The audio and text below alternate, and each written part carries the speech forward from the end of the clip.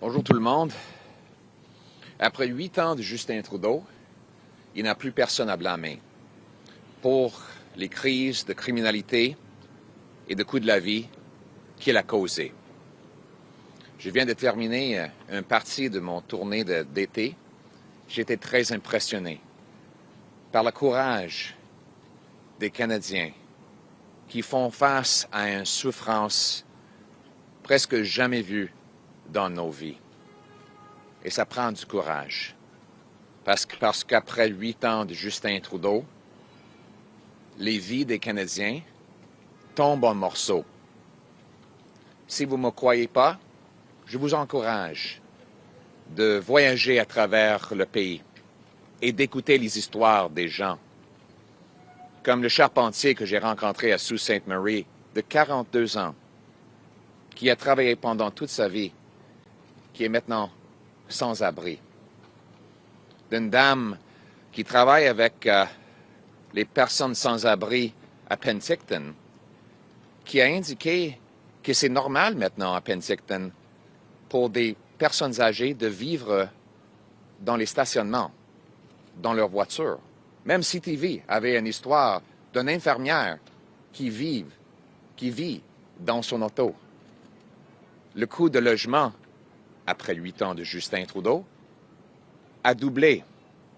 Le prix d'une maison a presque doublé.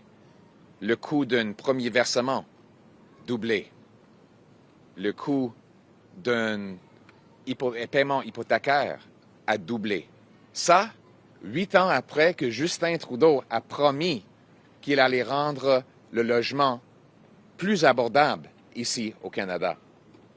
Et maintenant, il y a des millions de Canadiens qui avaient cru Justin Trudeau quand il a dit que les taux d'intérêt allaient rester bas et qui ont pris des hypothèques variables qui maintenant ont peur de perdre leur maison. Je parlais il y a 6 mois du jeune homme de 35 ans qui vit dans le sous-sol de ses parents. Ça, c'était extrême. Maintenant, c'est encore pire.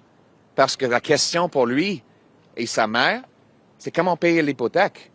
Est-ce que ce jeune homme et sa mère vont devoir vivre dans leur auto? Celles sont des questions que posent les Canadiens après 8 ans de Justin Trudeau. On le voit sur nos rues. Des villes de tentes qui sont dans chaque ville du pays maintenant. On n'a pas eu ces images aussi communes depuis la Grande Dépression. Mais ça, c'est la vie après 8 ans de Justin Trudeau.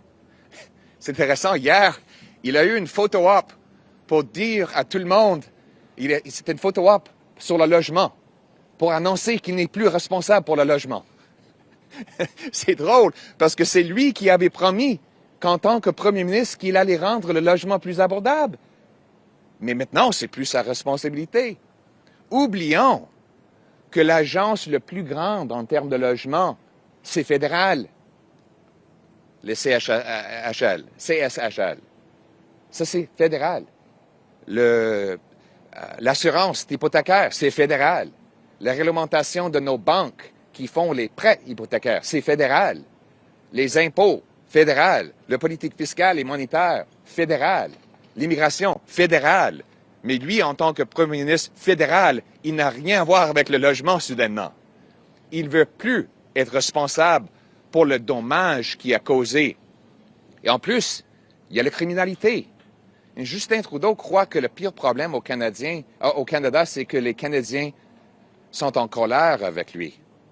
Moi, je pense qu'il y a d'autres problèmes, comme les mères qui perdent leur vie à cause d'une fusillade au centre-ville de Toronto, un enfant qui est exposé aux drogues autour de leurs écoles, une augmentation dans la criminalité comme on n'a jamais vu, c'est des données. Hier, on a entendu parler du nouveau ministre de la Justice qui a dit que c'est un problème de perception qu'on a avec la criminalité. Regardez les données.